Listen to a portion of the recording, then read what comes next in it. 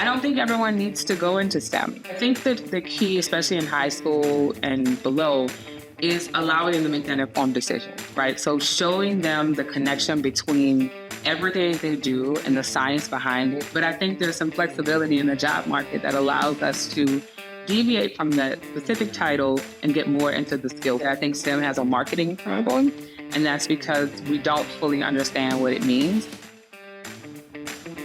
Welcome back to Talent Hunters, where we explore insights and trends shaping the global recruiting and staffing industry. Want to build talented teams that drive your company toward big goals and big growth? Then this podcast is for you. And now, let's join the conversation with today's episode of Talent Hunters, brought to you by HireQuest. Connect with us at hirequest.com. Ladies and gentlemen, my name is Vince Holt, and I'm the host of Talent Hunters. Today we have Ashley Hutterson, Senior Director of Programs for the American Society of Mechanical Engineers, located in Washington, D.C. For the past 15 years, Dr. Hutterson has been dedicated to STEM programs among diverse communities. Welcome, Ashley. Thank you. It's a pleasure to be here. So I want to start this out simply first. Please define for us what STEM is beyond just the words. So STEM is a way of thinking, a way of being. It is discovery, it's innovation. It is taking things apart and wanting to put them together, understanding how they function as an ecosystem. STEM is all around us, and it encompasses all the things that include how we move, how we live, how we think. It's everywhere. Wow. So take us, if you would, a little bit about your background and what brought you so passionately to where you are in your career today? Definitely. And I always love this question. So I'm from New Orleans, Louisiana, and I'm the youngest of two children. And I say that because my mother has a business degree and my father has an accounting degree. And a lot of people think accounting deals with math and STEM, and it does, but it's a different perspective of that. And so my sister and I, though, grew up just really fascinated with science. She's a biologist by training. I'm a cancer biologist by training. And our parents are confused at how that happened. And for me, I would say the solidification of my interest in science was, it happened when I was in elementary school. Our home was broken into, and we had the crime lab come to our house, and they were dusting for prints. They were doing all these things. And I thought it was amazing that they could use chemicals to try to solve a problem. And I took that with me, and I dove into exploring chemistry. It turns out I was good at it. That helped.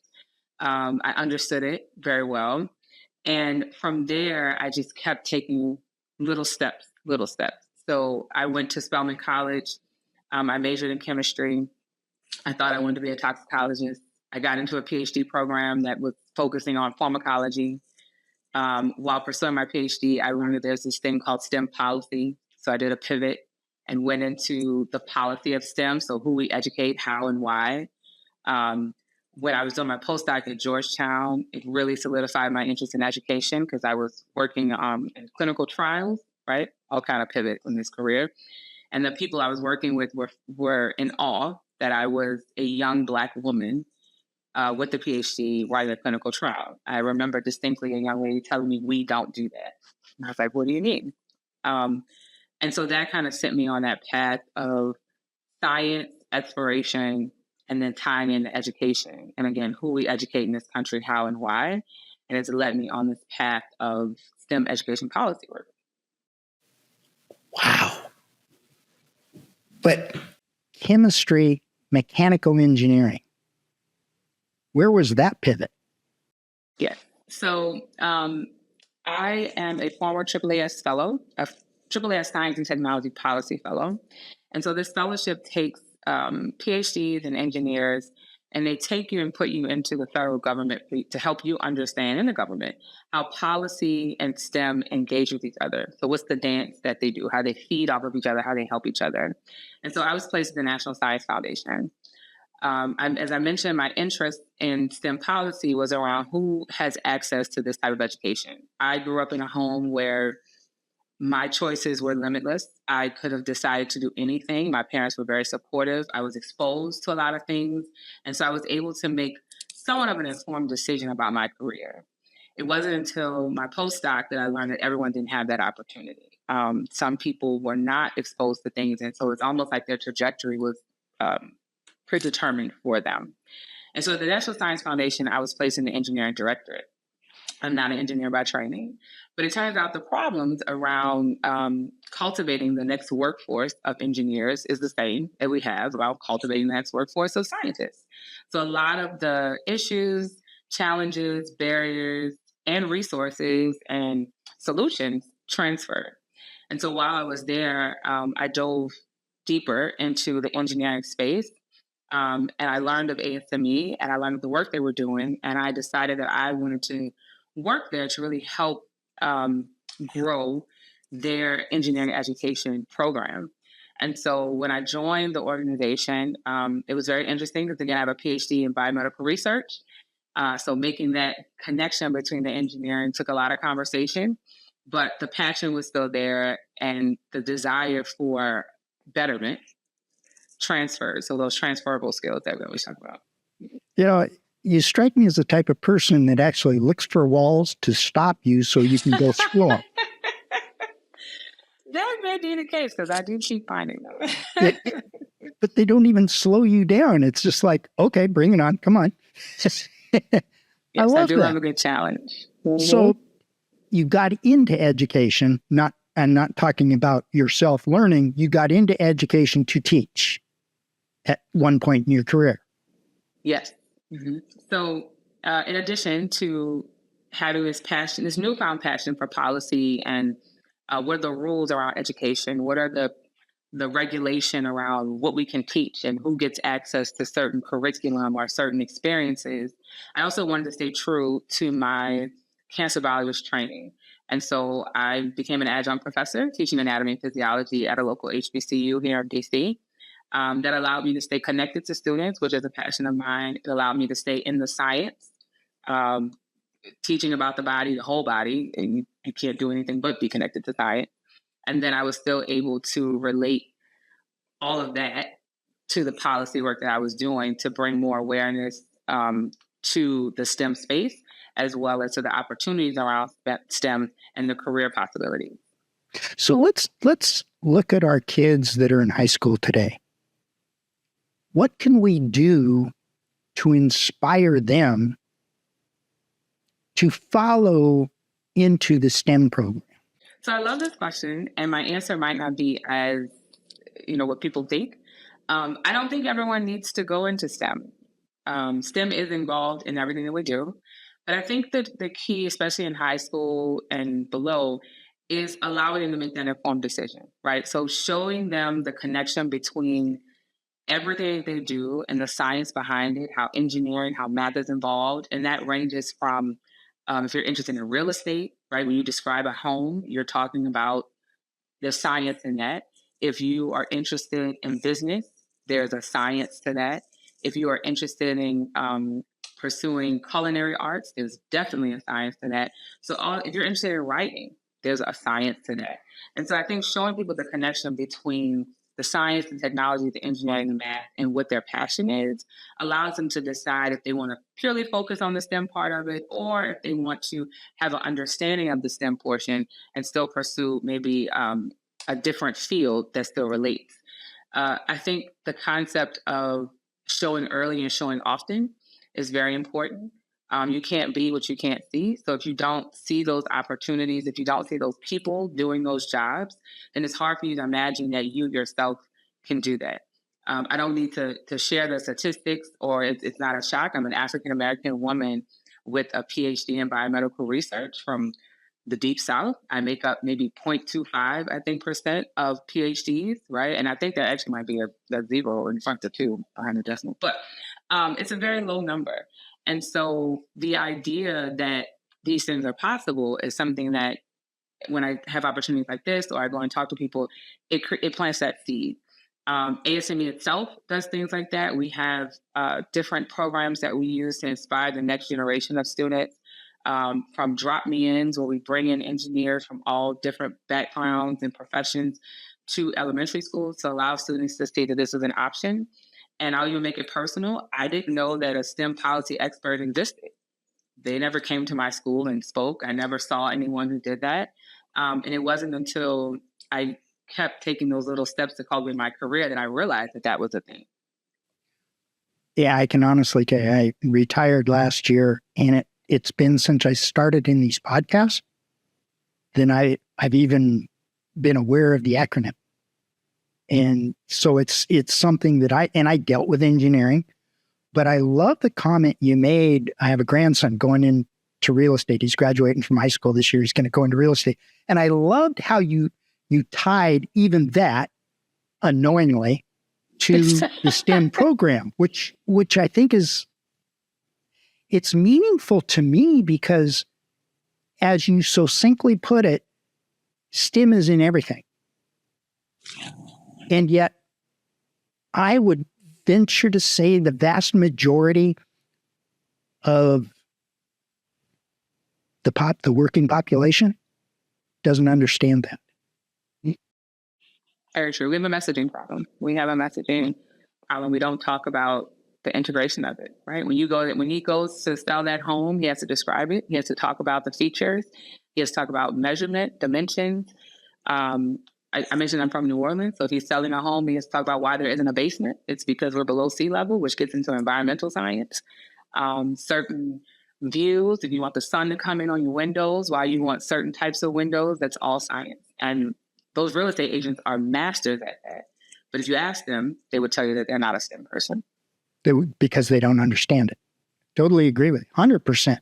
I'm just fascinated by the STEM itself, but mechanical engineers, as a recruiter, I found that the emphasis on mechanical engineer graduates was diminishing. And I didn't understand that because they were getting harder and harder to find. A lot of the mechanical engineers that are replacing is part of the boomer age group, okay? Whereas it seemed like everybody that was coming out of college was tied to electrical or some other engineering program because I think they were chasing technology without realizing that mechanical engineering is a necessary product of everything a part of this country. Do you agree with that? Oh, I totally agree. I think if we get down to the basics of engineering, it's ME. And having that ME degree allows you to then go into so many different areas because of the overlap and the connection. And we find that MEs are able to transfer into chemical, electrical, industrial. You can go a lot of places. You can also serve on these teams of just cross collaboration, where you may have a computer engineer, a civil engineer, and that ME, and you're all working on that same project to solve that same problem. But the fundamentals, I think ME allows you to change and kind of pivot in those spaces where other engineering specialties may not be as forgiving and allow you to do that. Totally agree with that. And like I say, I was never an engineer. I went out and I recruited as per what hiring authorities were asking me to go get. And I would dig into that person's specific needs. And then I would ask those questions of potential candidates so that my match was made that way. But what fascinates me, and I'm blessed to have you here today, is as a recruiter, and a lot of our audience is part of the recruiting field, okay? What kinds of questions can we ask that would identify people that were passionate about the mechanical engineering part of the business? So I think getting down to the problem that you are hiring them to solve talks about the skills that they have and allows you to see if those skills are what you need to solve your particular problem. While I work for ASME and I love mechanical engineers and I love the space and the foundation of the work, you're here to solve a problem. And so MEs have a certain skill set that helps them do that, but those skills are transferable. And so how do we hone in on what the skills are to address the problem? And I think sometimes we get so caught up in titles that we cancel ourselves out before we even get started. Now, there's some titles are important, labels are important. I want to, if I'm going to the grocery store and I'm looking for rice, and I want to pick up pasta, right? But I think there's some flexibility in the job market that allows us to deviate from the specific title and get more into the skills. What can you do and how do you do it? I think when we give MEs and recruiters the language to have those type of conversations, it opens up a bigger door. And I'm not an engineer, but I'll bring it home to me personally. I had to find the words to describe how a cancer biologist was interested in STEM education, specifically around mechanical engineers, right? And so finding that language took time to really drill down into it. But I think that was the piece that allowed me to make those pivots. And so I think when we're recruiting individuals for these roles, yes, we need our bullet points, we need that foundation, but understanding the bigger picture and how those skill sets can help in the bigger picture, I think would make it a lot easier for recruiters and hiring managers to do a better assessment of who's capable and who's not. Ashley, help me understand what your personal mission is as a senior director at the American Society of Mechanical Engineers. So for me, I tell people all the time, I'm fortunate that my passion, what I feel my purpose is, and my position align. I know that a lot of people don't have that luxury. It is a privilege. And it's a privilege that I don't take lightly. My father always told us, if you do what you love, you'll never work a day in your life. Now, that's not completely true, but I got the core of what he was stating. And so for me, my personal kind of mission and passion is around giving people the tools to make that informed decision. And you'll hear that through line throughout the entire conversation, right? How do I show you what's possible? How do I expose you to what the options are? How do I set you up in rooms and situations to just help your mind think bigger than what you may have seen or been exposed to? And for me, that's the key to just taking those next steps. And so at ASME, I lead the team that covers our programmatic activities. And that ranges from K through 12 all the way to retirement. And each group requires a different set of engagement, a different set of activities, a different set of skills that they will require. And so because of that, it allows me to really dive in to each of those stakeholder groups and what they need. And in doing that, I better understand the lifelong journey of an engineer. I understand those challenges, and it helps me, right? Because again, my goal is to allow people to make those informed decisions, and whether that's at the beginning of their career, the middle of their career, or at the end of their career. Gosh, I see where this STEM fits into every aspect without using the acronym. It's everything that we do. But is there classes today for STEM? So technically, no. There's not a STEM course, and they may have some schools and some programs may have a STEM education course, which is a little different. But it's really the science, the technology, the engineering, and the math. And so when you go into spaces and you're teaching that, you're teaching STEM. I mentioned earlier that I think STEM has a marketing problem, and that's because we don't fully understand what it means. So for 2 years, I worked at the U.S. Department of Education as the STEM expert for the U.S. Deputy Secretary of Education. And my job there was to help roll out the You Belong in STEM initiative, which used belonging as the core for engaging people in STEM and making them feel like they belong and they had a place there. So we went on this kind of road tour all over the U.S., talking to teachers and students and industry leaders and faculty, and just talking to them about STEM and how we can get students involved, support teachers, and financial support. So there were teachers that were teaching math and they didn't see themselves as a STEM person. There were teachers that were teaching biology and didn't see themselves as a STEM person. Oh no, I'm not good at that. And I had to talk to the team. I was like, we can't say that. Like, we can't come in and tell someone they should be looking at this as an option. But then when you reflect personally, you say, I'm not that person, right? If you're teaching algebra you're a STEM educator, right? But that's the branding and the messaging. We've made it this kind of really exclusive, hard thing that no one wants to touch because we think that it's untouchable, and it's actually everywhere that we are, and we do it every day. So I'm going to assume a lot of our audience have children that are, hopefully some are still in school or progressing through school. What's your advice to those listeners in the simple form without using STEM as the acronym? What's your advice to them to guide their kids that are going to school, college, wherever, to look into STEM without using the acronym STEM? I mean, what classes should they pay attention to? Because like you say, we have a communication problem. Oh, Vince, go look at, make sure your kids take STEM class. Well, they may not even know, my generation and so forth doesn't even know that acronym. So what are the classes they should pay attention to that will get them the result of what you're so passionate about? I'll give you a perfect example. So I have a best friend who has a JD.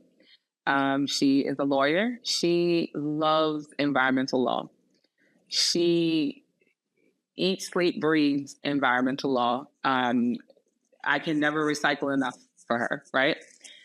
When we both were at Spelman College, she was poli-sci, I was chemistry.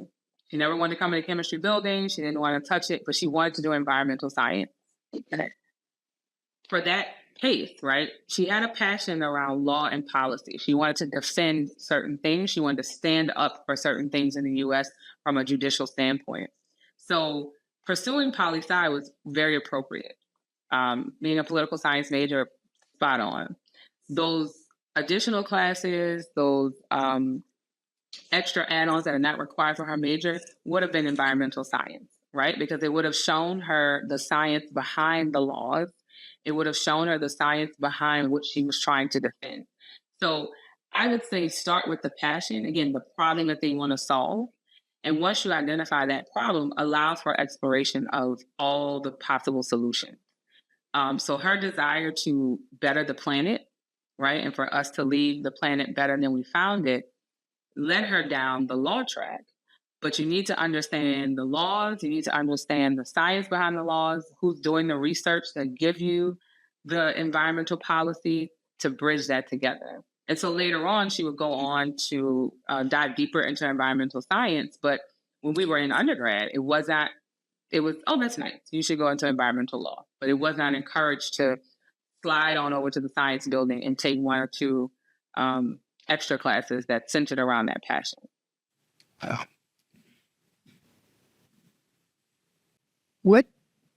What do you see needs to be done by the ASME to reach your vision over the next 5 years?